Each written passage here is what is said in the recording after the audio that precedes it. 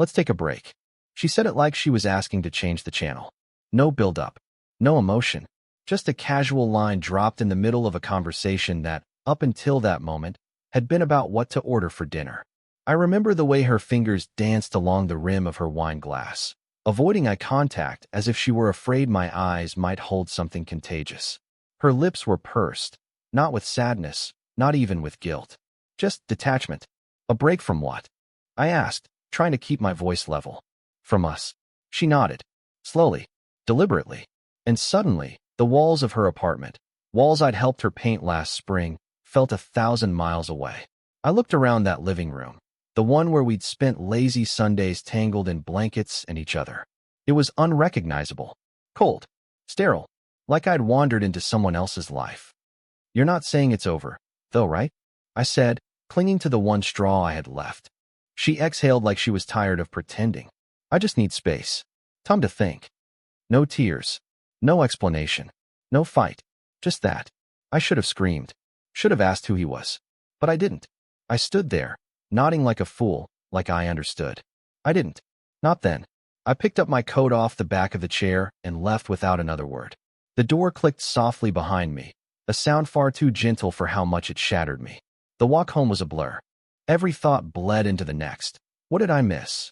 Was it something I did? Is there someone else? That last one latched on the hardest. See, she'd been distant for weeks. Shorter replies, fewer kisses, always tired. I chalked it up to stress. Work had been rough on her lately, or so she claimed. But now, that excuse felt paper thin. And the more I played back her behavior, the more it all started making sense. I crashed onto my couch, still in my jacket, staring blankly at the ceiling as if the answer might be written there in fluorescent ink. The silence in my apartment roared in my ears. I reached for my phone more times than I could count, typing out messages and erasing them. I couldn't send anything. I didn't want to come off as desperate, even though that's exactly what I was. 2 days passed, then 3. By the 5th day, I stopped hoping for a call. On the 6th day, I remembered something stupid, my hoodie. My favorite one. Worn and perfectly soft, the one she always stole and swore smelled like me. It was still in her room, tossed on the chair by her bed. I told myself that was why I needed to go back. Not to see her, not to beg, but just to get it. Closure, I told myself. A clean end. I knocked on her door around 6 p.m. on a Thursday.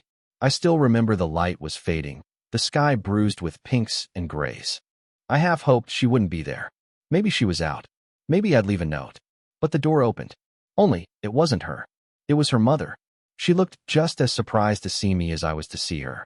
She blinked a few times, adjusting the door open wider. Oh, hey, sweetheart. That word, sweetheart, nearly undid me. Hi, I said, trying to hide the confusion in my voice. I just came by to grab my hoodie. Her mom's eyes softened, and for a second, I saw pity flash across her face. Come in, she said quietly.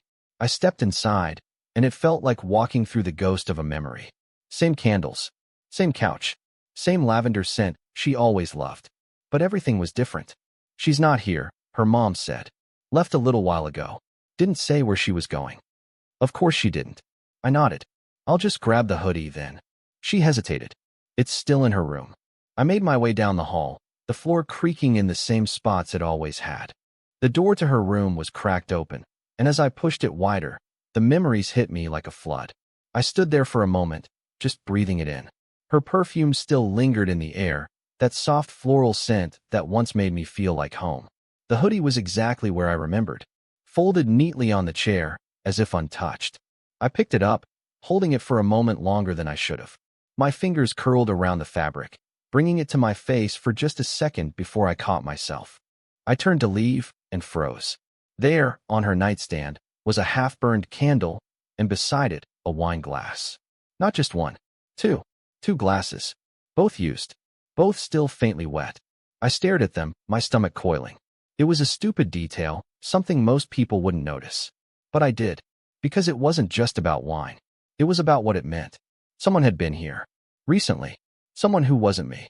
I didn't say goodbye on the way out. Her mom called from the kitchen, but I didn't answer. I didn't trust myself to speak. Back in my apartment, I threw the hoodie onto the floor. Suddenly, it didn't feel like closure anymore. It felt like confirmation. I didn't know who he was. Not yet. But I knew. I knew. She didn't want space. She wanted freedom. And she already had it. Her mother didn't call me by name when I knocked.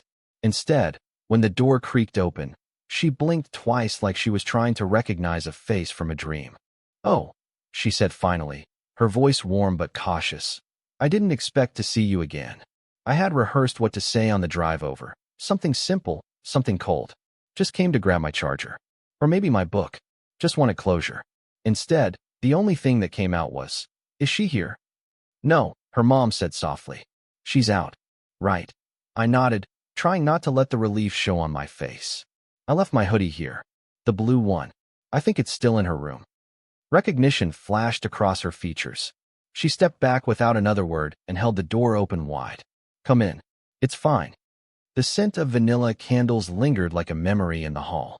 Same ones her daughter always lit during movie nights, back when this place had felt like a second home. Now it just felt haunted. I slipped off my shoes automatically, a force of habit, and followed the quiet creak of the wood floor toward the hallway. She stopped me.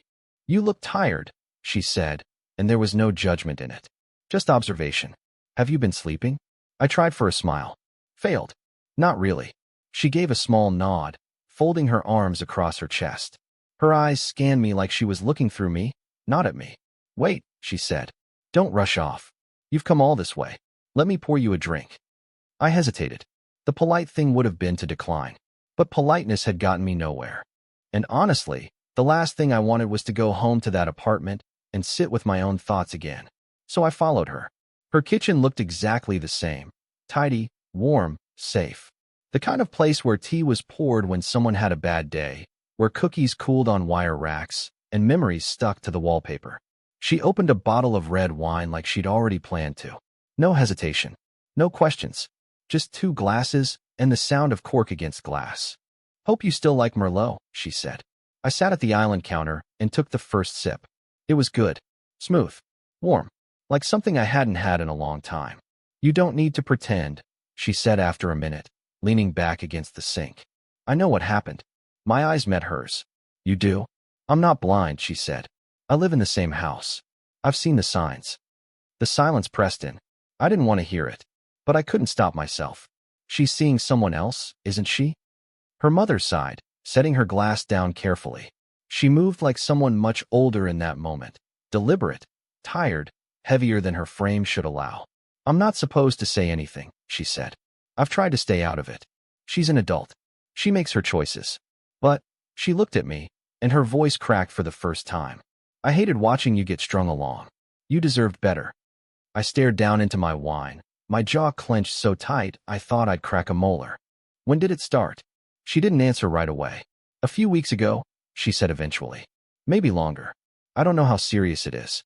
I think she tries to keep it casual, just enough to make it feel like it's not cheating." I let out a bitter laugh. The mental gymnastics. Exactly. We sat in silence for a long time, the clink of ice in the fridge the only sound. I felt hollow, like someone had scooped out my insides and left just the shell.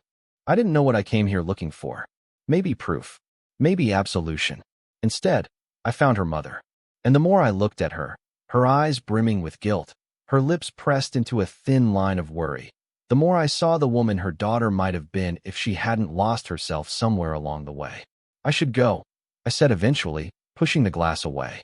"Thanks for the wine." She nodded slowly, but before I could stand up, she reached out. Her fingers grazed my forearm. Light, tentative, human. "You don't have to rush off," she said. "Not yet." Her voice was softer now, gentler, almost pleading. "I know I'm not the person you came to see, but you don't have to be alone right now."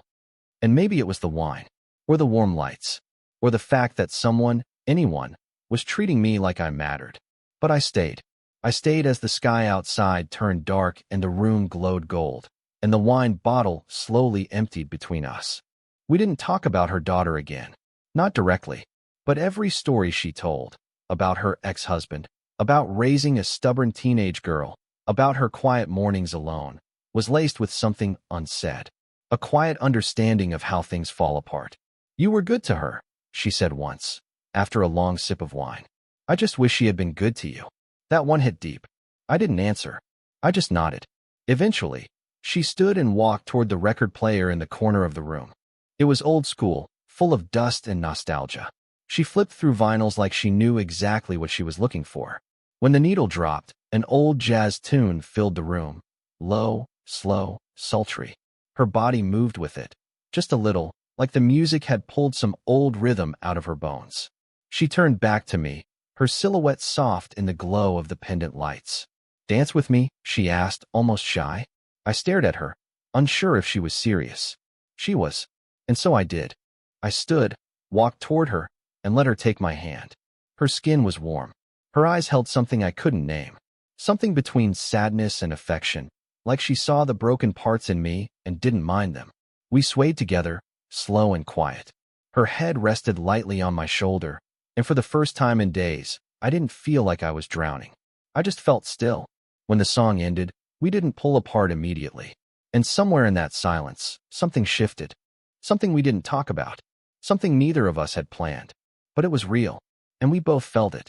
I didn't plan on staying that long. After that slow dance, we said nothing for a while. We sat side by side on the couch, each cradling our wine, eyes drifting over the room as if seeing it for the first time. The record crackled in the background, a whisper of jazz still hanging in the air. She spoke first. "This feels wrong," she murmured. I didn't respond. Because it did feel wrong, but not for the reasons I expected. Not because I was sitting in my ex-girlfriend's house with her mother. Not because of what we might have looked like from the outside. It felt wrong because, deep in my gut, I didn't want to leave. "You don't deserve any of this," she added, her voice lower, heavier. "And I've wanted to say something for a long time." I looked over at her, slowly. She wasn't meeting my eyes. She sipped her wine again, then set the glass down, her fingers lingering on the rim as if it anchored her to the moment. "I knew," she finally said. "Long before tonight. Before the break." "Knew what?" She swallowed. "That she was cheating." The words landed like cold water, but I didn't flinch. Because deep down, I already knew it too. "I saw the messages," she continued, eyes focused on the floor. "Not all of them, but enough. And I confronted her once. I told her she needed to come clean to you. That she couldn't keep lying to someone who clearly adored her." She paused. Her voice had cracked on that word, adored, and I didn't miss it. "What did she say?" I asked, even though I wasn't sure I wanted to know. She got defensive. Said it was complicated. That you didn't understand her anymore. That you were comfortable, but not exciting. Her exact words. I bit the inside of my cheek, so hard I tasted blood. I wanted to scream at her, she said. Because what she called boring, I called safe. Stable. Real. But she didn't want real. She wanted attention. She turned to face me, her eyes finally meeting mine. They were glassy but defiant. "And I hated watching her pull away from you. You were so patient. So kind. You tried. God, you tried." And she just drifted. I didn't know how to stop it. I didn't know what to say. I felt hollow again, like the floor beneath us had opened just slightly, and I was falling in slow motion. Her hand reached for mine. It was warm, soft, familiar in a way it shouldn't have been. "I'm sorry," she whispered. "Not just for what she did. For not telling you sooner. For watching you get hurt when I could have. I don't know. Warned you. Helped." I squeezed her hand, gently.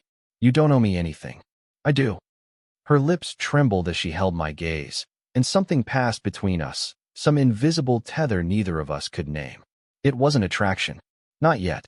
It was grief. Shared and unspoken. "I've felt so useless lately," she admitted. "Like everything around me is falling apart, and I'm just standing in the middle, watching it all burn." I nodded. "Yeah, that's exactly how it feels." She leaned back on the couch, closing her eyes. The weight of the room settled over both of us. And for the first time in a long time, the silence wasn't suffocating. It was comforting. Later, she offered me dinner, leftover pasta and garlic bread she'd made that afternoon. I accepted, mostly out of politeness, but it turned into something more. We sat at the table, sharing food and stories like two people who'd known each other in another life. She told me about her divorce, about raising her daughter alone, about all the men she'd never brought home because none of them felt right. They were all the same, she said with a bitter smile. Slick, charming, the kind who say all the right things until they get what they want. And then disappear. I finished. She smiled sadly. Exactly. I looked at her then, really looked at her. Her age showed in the soft lines around her eyes, the slight grace threaded through her hair. But she was still striking, graceful, and beneath the surface, I could see the same kind of quiet strength that had once drawn me to her daughter. Only here, it wasn't buried beneath ego or pretense. She was raw, honest, real, and I felt myself inching towards something I wasn't ready to name. The storm started just before 9 p.m. Not rain, just wind and distant thunder, rolling low across the sky like a warning. We stood by the window together, watching the branches sway in the night. "You should stay," she said suddenly, and I turned to her. She caught herself. "I mean, it's late. The roads might get bad. I'd feel better knowing you're not driving in it." I hesitated. Everything in me screamed that this was a bad idea, that lines were already starting to blur, that staying meant more than just avoiding traffic. But I nodded anyway. "Yeah," I said. "I'll crash on the couch." She smiled, soft and genuine. "I'll grab you some blankets." When she disappeared down the hall, I stood there, staring out into the dark. The sky cracked again, a thin bolt of lightning lighting up the neighborhood for just a second. I felt like that bolt, briefly alive, then swallowed by shadow. An hour later, I lay on the couch, trying not to think.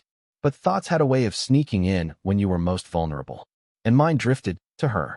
Not her daughter. Her. The way she touched my arm when she laughed. The way her robe slipped off one shoulder when she handed me the wine. The way her lips lingered on her glass a moment too long. I shouldn't have noticed. But I did. And when I closed my eyes that night, I wasn't thinking about the girl who left me. I was thinking about the woman who stayed. I woke to the smell of coffee. For a moment, I forgot where I was. The blanket clinging to my chest, the hum of soft jazz drifting from the record player, the pale morning light cutting through the sheer curtains. It all felt familiar in the strangest way. Like I belonged here, even though I knew I didn't. Then I heard her in the kitchen. Soft footsteps, the gentle clink of porcelain. And suddenly, yesterday came crashing back in quiet fragments. The wine, the confession, the long talk at the table, the thunderstorm, and her eyes on mine. I sat up slowly, rubbing my temples, unsure whether it was sleep or something heavier weighing down my skull. The night had given me no dreams, just the echo of her voice, her scent in the hallway, the press of her hand on my arm as she'd passed me the blanket. I stood, folding the blanket carefully over the arm of the couch, and padded barefoot toward the kitchen. She was in a robe, deep burgundy, tied at the waist, and her hair was pulled loosely back, strands falling over her cheek as she leaned over the counter. She looked up as I stepped in. "Morning," she said, smiling like it wasn't unusual at all to have me there. "Morning," I replied, my voice still scratchy with sleep. "Something smells good." She gestured toward the French press and the small pan on the stove. "Coffee and eggs. Nothing fancy. I figured you'd want something warm before you head out." I nodded. "That's really nice of you. Thank you." She slid a mug toward me. "It's the least I could do. You look like you hadn't eaten in days last night." I took a sip. It was strong and rich, just the way I liked it. She leaned against the opposite counter, watching me over the rim of her mug. "Did you sleep okay?" "Yeah," I said. "Better than I thought I would." Her lips curved slightly. "I was worried you'd toss and turn." "I didn't." I paused. It was actually kind of peaceful. A strange silence settled between us. Not awkward, just full. Like the room had suddenly become too small for the things left unsaid. She broke the silence first, sliding a plate in front of me. Scrambled eggs, toast, a few slices of avocado. Nothing extravagant, but something about the gesture warmed a part of me I hadn't felt in weeks. As I ate, we talked about small things. Weather. Books. She told me about the neighbor's dog who always got into her garden. I told her about the bar I'd been avoiding since the breakup. Neither of us mentioned her daughter. Not once. That absence was loud enough. When I finished, she took my plate with a smile and began washing up. I stood, stepping beside her to grab a towel, drying each dish she passed without needing to ask. We worked together in silence. Synchronized. Easy. Too easy. And I felt it, that familiar tug, that gravity, like something was pulling me toward her, and I wasn't sure I had the strength or desire to fight it anymore. She looked up at me then, and whatever was in her eyes, it wasn't casual. There was a flicker of hesitation in her expression, a tight breath between us that felt like standing on the edge of something we'd both been pretending wasn't there. Her voice was quiet when she spoke. This probably isn't a good idea. I swallowed. Probably not. But neither of us moved. I watched her eyes drop to my mouth for the briefest second, so fast I might have imagined it. But I didn't. I felt it. The tension. The awareness. That electric hum between us growing louder, more impossible to ignore.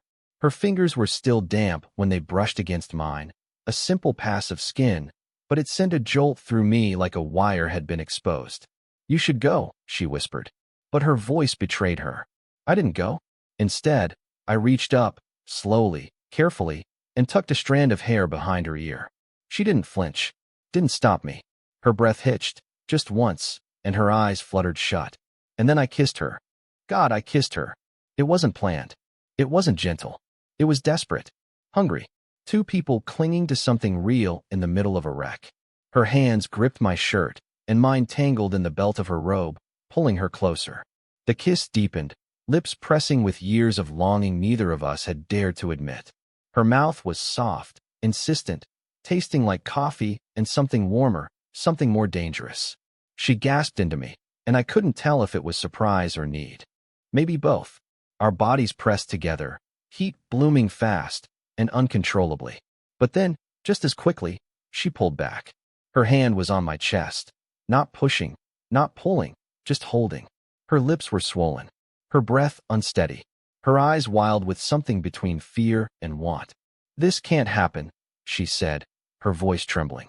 I nodded, my heart pounding in my ears. "I know." But neither of us stepped away. "I'm her mother," she whispered. "I know," I repeated. "And you're—" She stopped, biting her lower lip. "You're heartbroken." I didn't say anything. She looked down. "We're both a mess." I nodded again. But for a moment, it didn't feel like a mess. "No," she whispered. It felt like coming up for air.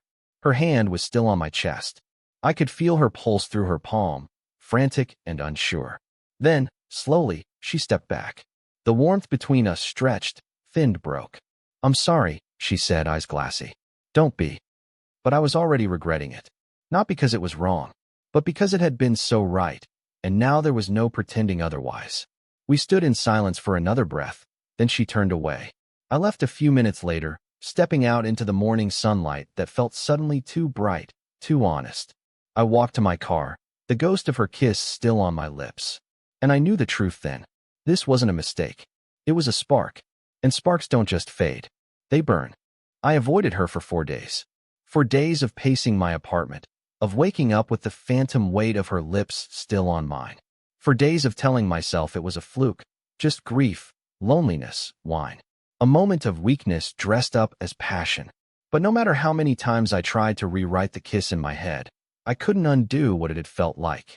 Because it hadn't felt like weakness. It had felt alive. And that scared the hell out of me. I told myself I wouldn't go back to that house. That I didn't want to confuse her, or myself, any more than we already were. But on the 5th day, I found an excuse. My phone charger. A simple, stupid thing I could have replaced for $10 at the corner store, but it became the thread I pulled to unravel my restraint. When she opened the door, her expression froze for a heartbeat too long. Then she smiled, careful and polite. Hey, I said, rubbing the back of my neck. "I think I left my charger here." She nodded. "Right, you did." Neither of us moved. The silence stretched again, familiar and heavy with everything we weren't saying. "I'll go grab it," she said quickly, disappearing down the hallway. I waited by the door, trying not to look around, trying not to remember the feel of her robe under my fingers or the sound she made when I kissed her. She returned moments later, the charger looped neatly in her hand like a peace offering. "Thanks," I said, reaching for it. Our fingers touched, and we both froze. She looked up at me, eyes soft and searching. "You didn't come here for the charger." I exhaled slowly. "No, I didn't." She nodded, her lips parting slightly. "Me neither." For a second, I thought she was going to step back, close the door, pretend like that kiss had never happened. But she didn't. Instead, she stepped aside. "Do you want coffee?" I hesitated. Then I stepped inside. This time, there was no wine. No storm outside. Just two people sitting across from each other at the kitchen table with mugs of black coffee and tension so thick it felt like fog. "I've been thinking about the other night," she said, stirring her drink slowly. "Me too." Her eyes didn't leave the spoon. I haven't stopped thinking about it, actually. I nodded, unsure if I should apologize or agree. It scared me, she continued, because it wasn't some random kiss. It meant something. I know, I said quietly. I don't know what to do with that. Neither did I. So I told the truth. Neither of us planned for this. It's not some twisted revenge thing. You're not a rebound. And I'm not. I'm not trying to punish her. I know, she whispered. We sat in silence again, watching the steam rise from our mugs. She asked about you yesterday, she said suddenly. My stomach tightened. What did she say? Just, why you haven't reached out. If you're okay. If you're seeing someone. That last part hit harder than I expected. I tried to laugh, but it came out hollow. She walked away. What right does she have to ask about who I'm seeing? She doesn't, she said. But she's starting to notice your absence. I've been absent for a while, I said. She just never noticed until now. That shut us both up. She looked at me then, a long, heavy gaze that saw deeper than I wanted to admit. We crossed a line. I nodded. Yeah. And I keep thinking, if she ever found out. She won't. I cut in, firmer than I meant to be. She doesn't need to. But don't you see? Her voice rose, not angry, just anxious. Even if she doesn't know, we know. And it changes everything. I leaned forward, elbows on the table. Do you regret it? She didn't answer right away. Her eyes searched mine, and for a second, I thought she might lie. But she didn't. No, she said, barely above a whisper. That's what scares me the most. The words settled between us like warm ash. Not burning, but undeniable. I told myself it was just the moment, I said. Grief. Wine. Confusion. And then I wanted it to happen again. She looked away, her hand trembling slightly as she reached for her mug. You should go. Yeah, I said, though I made no move to stand. She didn't look at me as I got up. She just sat there, hands wrapped tightly around the coffee cup like it was the only thing keeping her grounded. At the door, I paused. I can't stop thinking about you, I said. Her shoulders stiffened. I don't want this to be a mistake. When she finally turned, her face was flushed, eyes rimmed red. Then don't treat it like one. It was a week before I saw her again. 7 days of pretending that life had returned to normal. I tried going on a date. A real one. A woman from work. Kind, pretty, a little too enthusiastic. She laughed at everything I said and ordered red wine like she thought it made her look mature. But the whole time, all I could think about was her. Her mother. The way her hand felt against my chest. The breathless, reckless way she kissed me like she hadn't been touched in years. I ghosted the girl the next morning. Blocked her number. That night, I stood outside the house again. I didn't knock. I didn't have to. She opened the door before I could raise my hand, like she'd been waiting. We didn't say anything. We didn't need to. Her fingers found mine the second I crossed the threshold. Her lips followed seconds later. It wasn't polite. It wasn't measured. It was hunger. She pulled me through the hallway, past the kitchen, to the guest room down the hall. Her hand slid under my shirt, nails scraping skin, and I kissed her like I'd been holding my breath for weeks.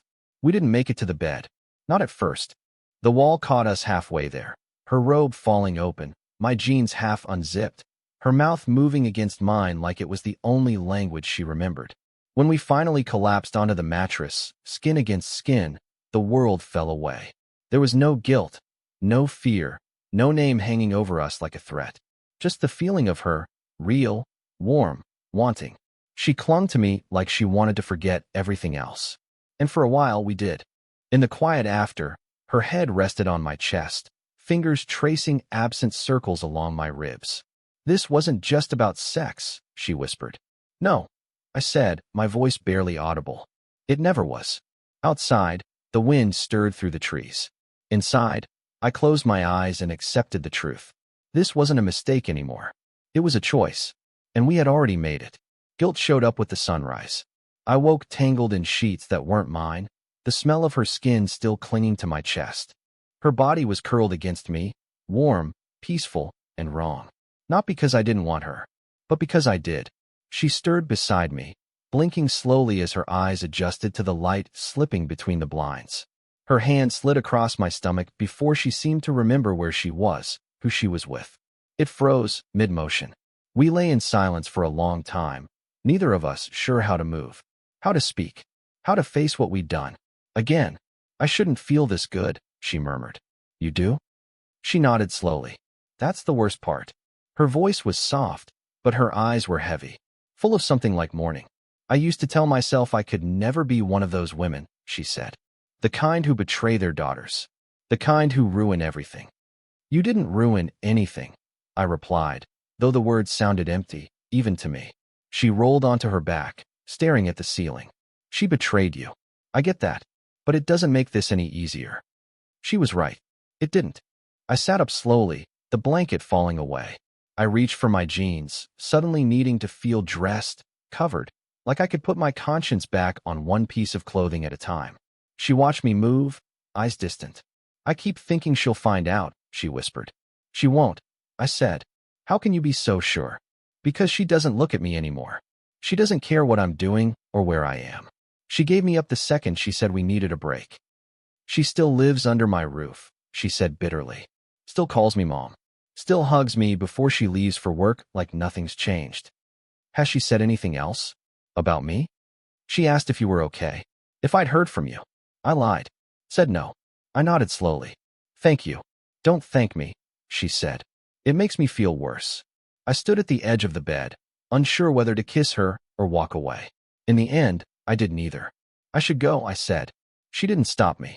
Back at my apartment, the silence hit differently. Not like loneliness, more like punishment.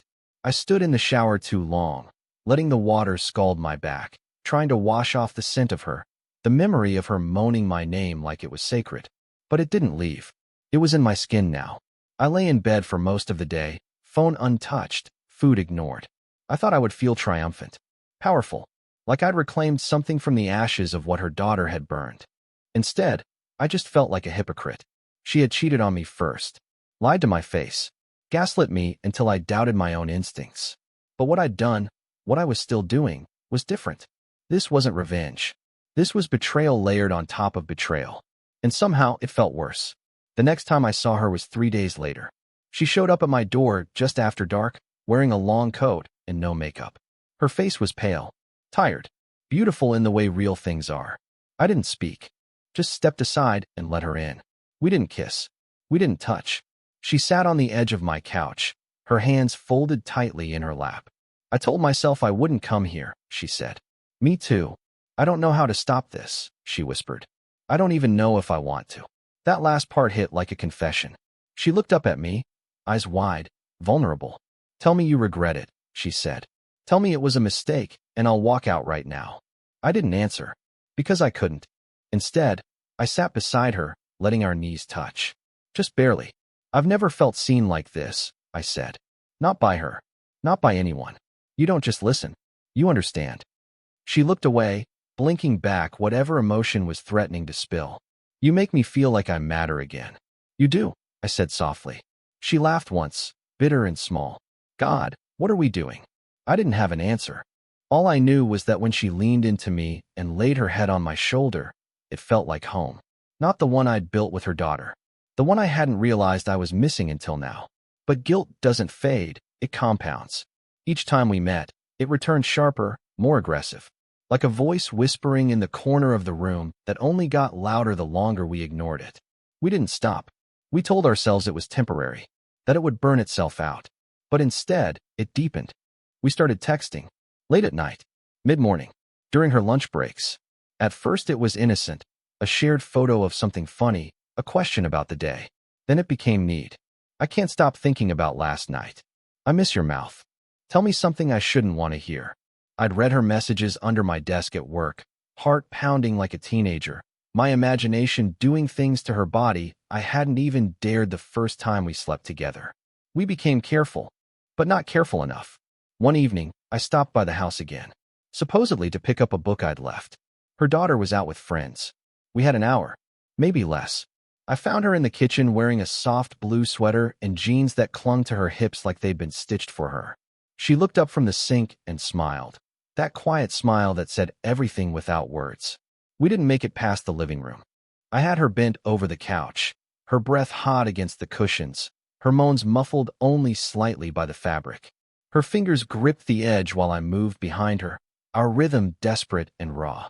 We didn't say her daughter's name, but she was there, in the silence, in the shadows we pretended not to see. Afterward, She collapsed onto the rug, flushed and breathless, pulling me down beside her. She laughed once, softly, then covered her mouth like she shouldn't have. "I'm a terrible person," she whispered. I kissed her shoulder. "No, you're just human. Humans aren't supposed to do this." "Maybe not," I admitted. "But neither of us chose this. It just happened." She turned to face me, her eyes unreadable. "We're past the point of pretending." "I know." She brushed her thumb across my cheek. "I just don't know what happens next." Neither did I, but I knew something was coming, and we wouldn't be able to hide much longer. Secrecy has a rhythm. You don't notice it at first, but it creeps in, slow and methodical, until it becomes muscle memory. Texts sent only when the daughter's location is known. Calls after midnight. Voices hushed. Lingering touches in the kitchen when the house is quiet. Doors half closed. Lights left dim. Lies rehearsed, polished, delivered. We never said we were in a relationship. Not out loud. There wasn't a title for what we were doing. But we stopped trying to deny that it was something. It started happening regularly. Thursday nights were safest. That's when her daughter worked the closing shift at the bookstore. Saturday mornings were sometimes an option too, when she went out for yoga and brunch with friends. We never spoke about what would happen if she came home early. We just pretended she wouldn't. The routine formed like sediment, layer by layer, until the weight of it pressed against everything else in our lives. She began keeping one of my t-shirts in her bedroom closet, buried under a stack of old sweatshirts. I left a toothbrush in the guest bathroom. She started texting me things like, "Miss your hands on me," in the middle of the day. I saved the messages, read them over again like gospel. Each meeting was more intense than the last, like we were trying to burn it all out of our systems. But instead, we just kept feeding the fire. One night, she invited me over under the guise of helping fix a broken cabinet in the laundry room. It was absurd, we both knew it. But when I walked in, she greeted me in yoga pants and a loose tank top, no bra. Her lips parted slightly, and she stepped aside to let me pass, her eyes skimming down my chest like she was already undressing me. I never saw the cabinet. We barely made it to the hallway. She pinned me against the wall, hands buried under my shirt, her mouth on my neck as she whispered how much she needed this, needed me. Her urgency lit something animal in me, and we sank to the floor, tangled limbs, sweat-slicked skin, teeth grazing shoulders, hips grinding in a rhythm that felt like worship and sin wrapped together. We laughed breathlessly afterward, both of us sprawled on the hallway rug. "This is crazy," she said, brushing a hand through her hair.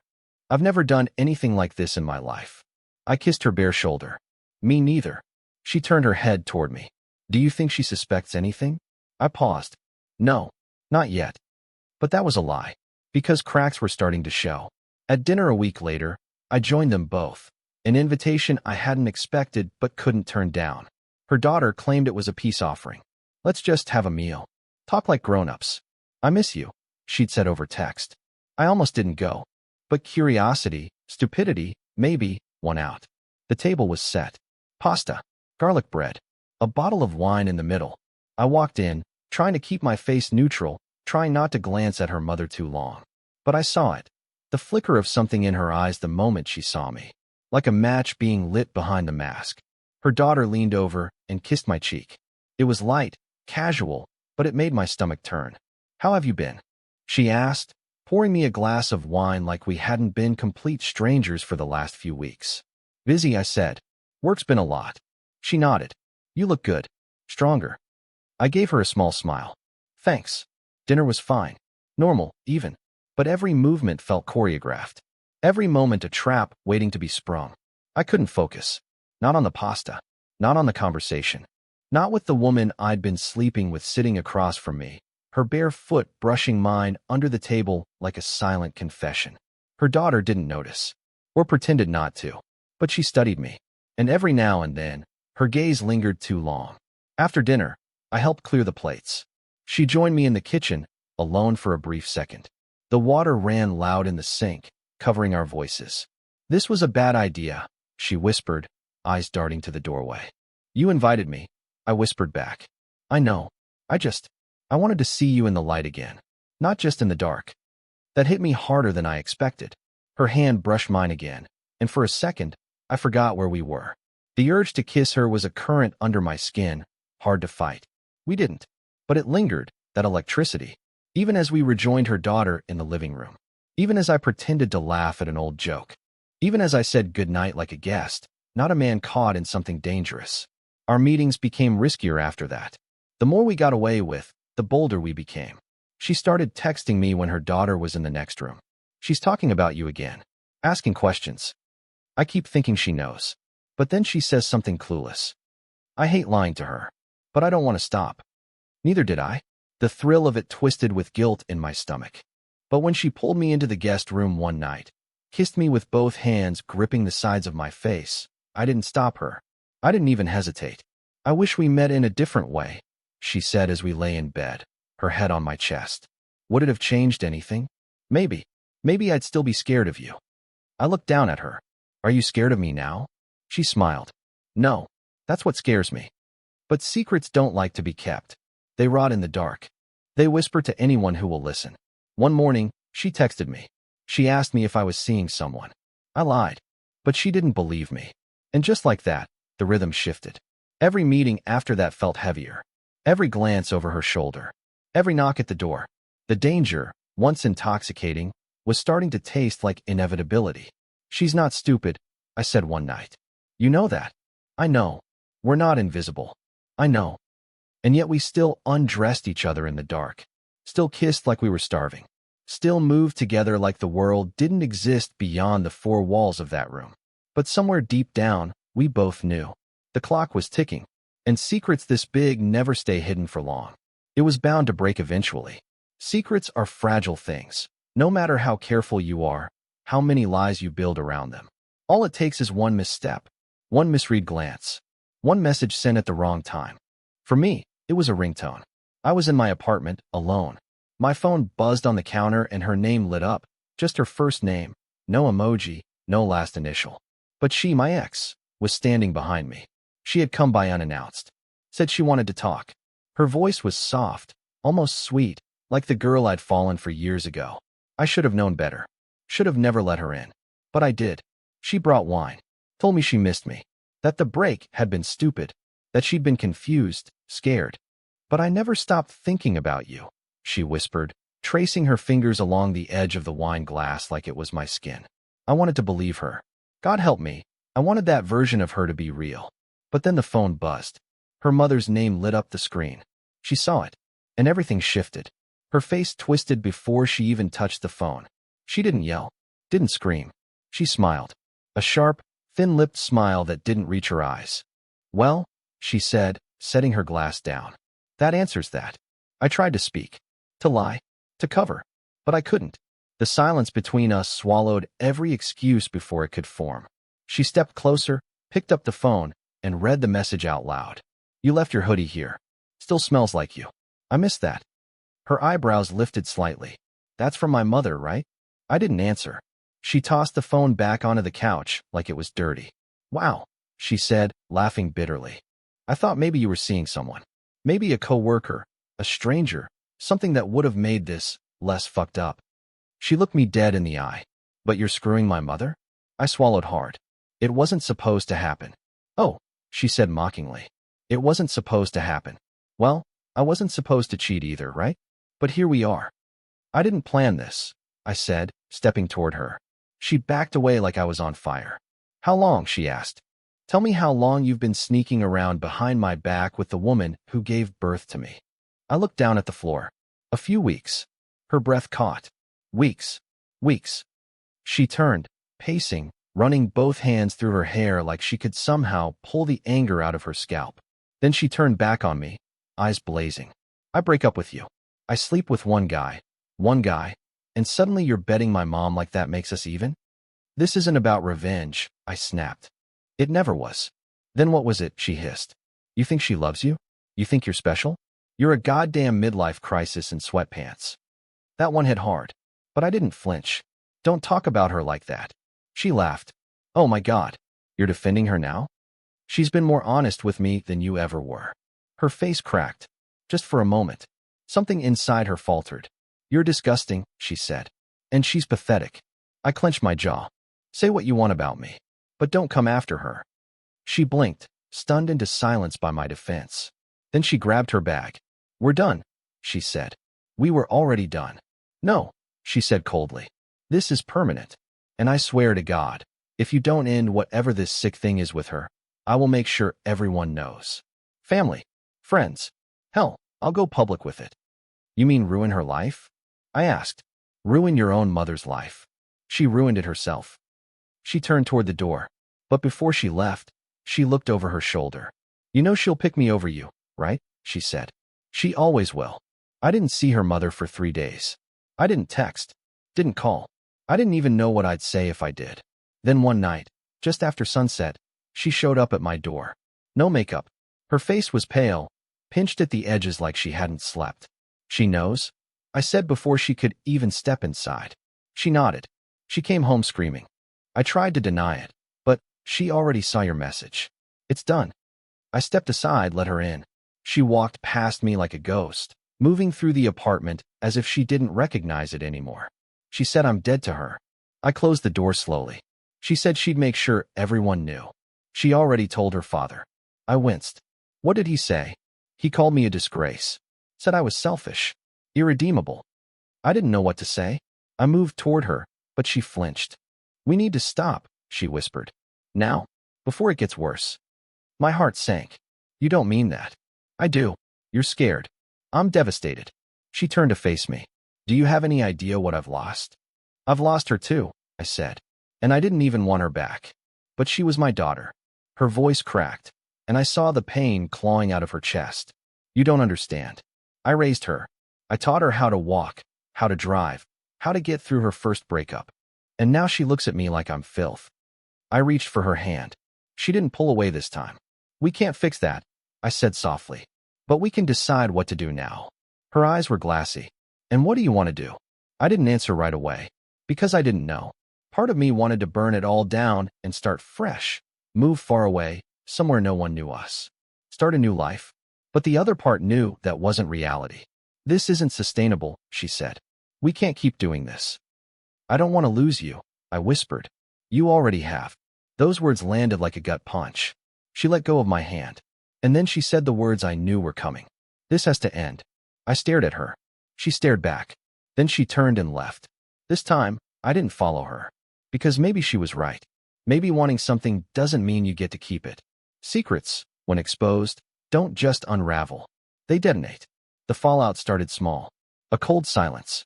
Then came the texts, short, furious, impossible to misread.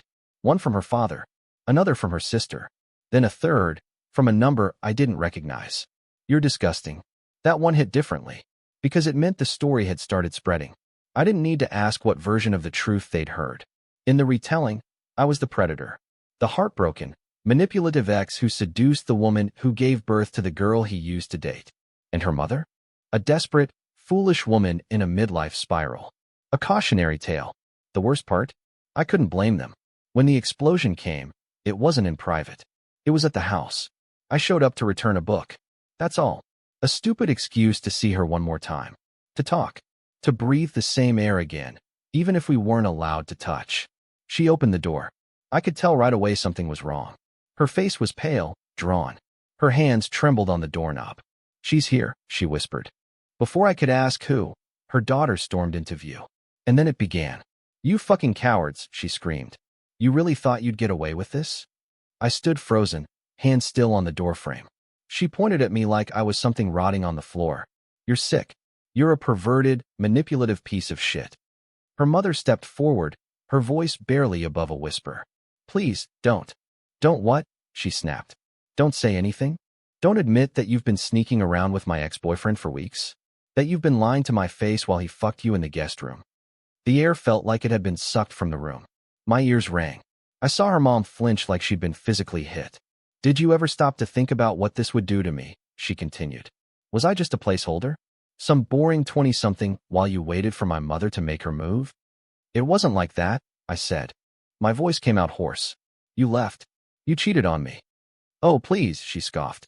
Don't act like the victim. You were already halfway out the door the moment she gave you attention. Her eyes turned to her mother again, blazing with rage. And you? How dare you? How could you do this to me? I didn't plan it, her mom said, barely holding it together. It just happened. Bullshit, she shouted. You watched us fall apart, and then you swooped in. Is that who you are now? Some sad, thirsty woman who sleeps with her daughter's leftovers? Her mother gasped, tears forming. I stepped forward. Stop it. Don't you dare defend her, she spat. You're both disgusting. You deserve each other. I hope it was worth it.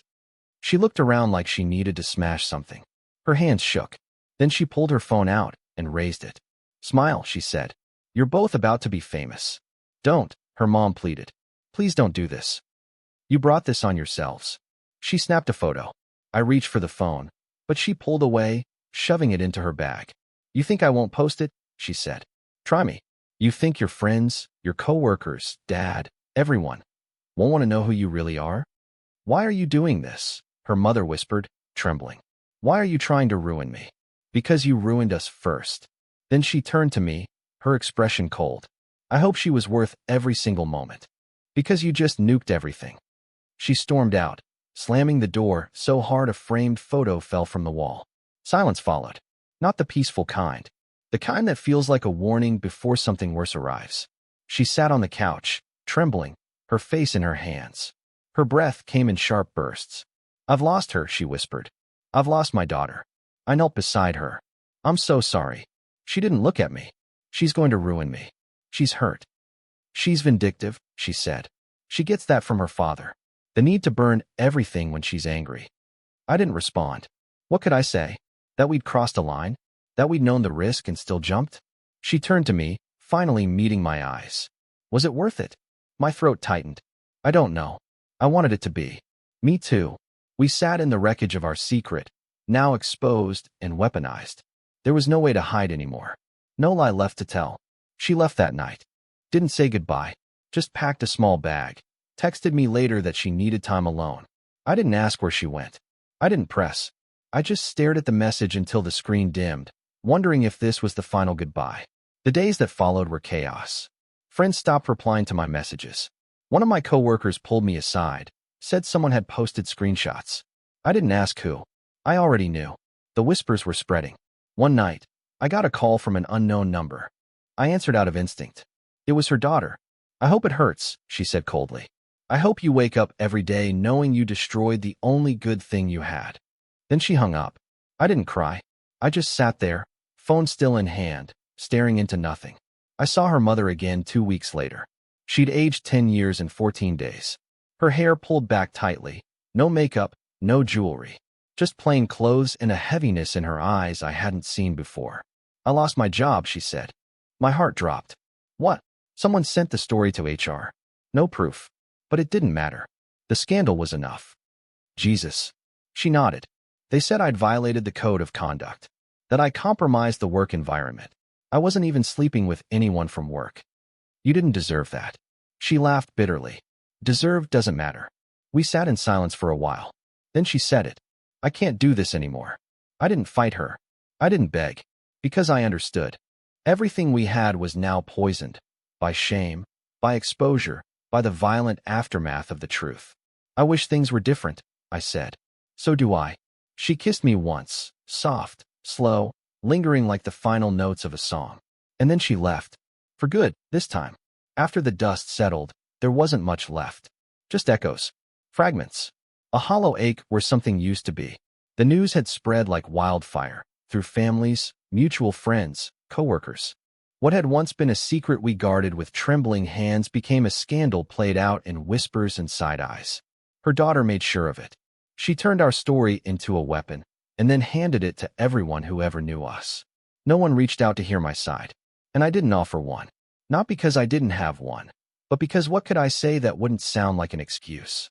I'd loved someone I shouldn't have, and I'd paid the price.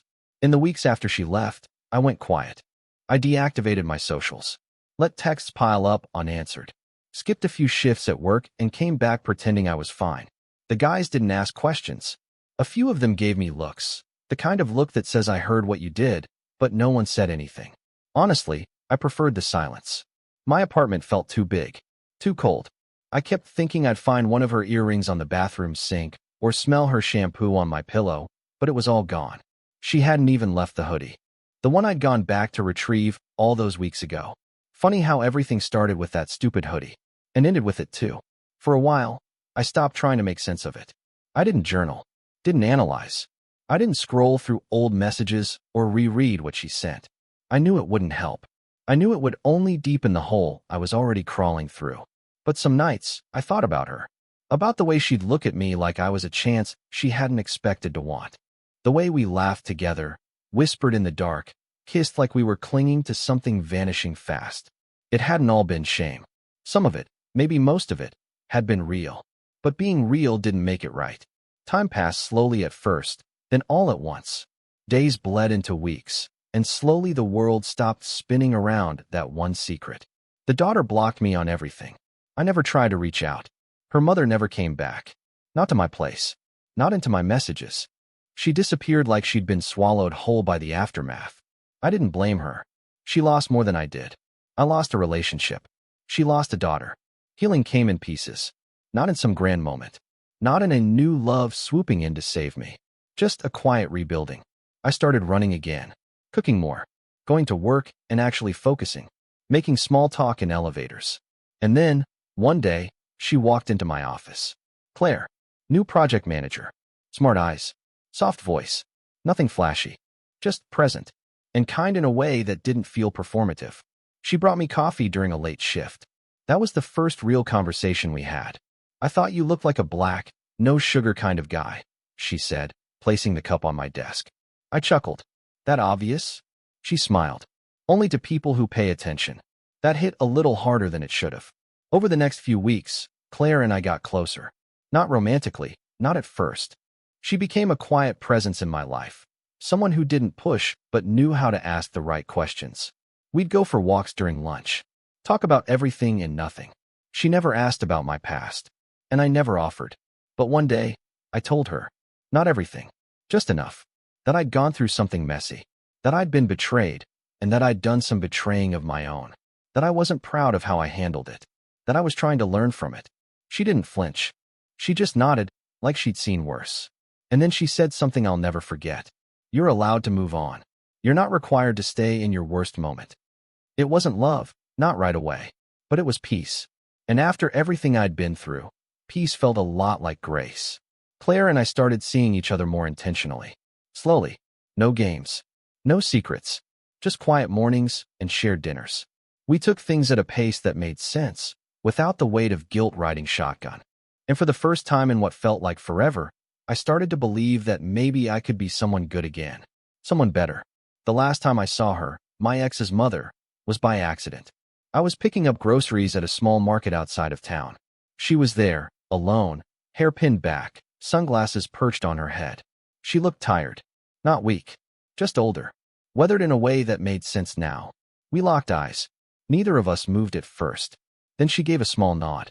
Not a smile. Not an invitation. Just recognition. And I nodded back. That was it. No words. No dramatic moment. Just two people who had shared something heavy and survived the wreckage. Looking back now, I don't romanticize it. What happened between us wasn't a fairy tale. It wasn't noble. It wasn't built to last. But it was real. It taught me things I didn't know I needed to learn. About desire. About grief. About guilt and intimacy and boundaries. About how people don't fit cleanly into good and bad. We're all just messy. All trying to feel less alone. If I could go back, would I make the same choices? I don't know. I don't regret the feelings. But I do regret the collateral damage. I wish there'd been another way to find what I found without breaking so much along the way.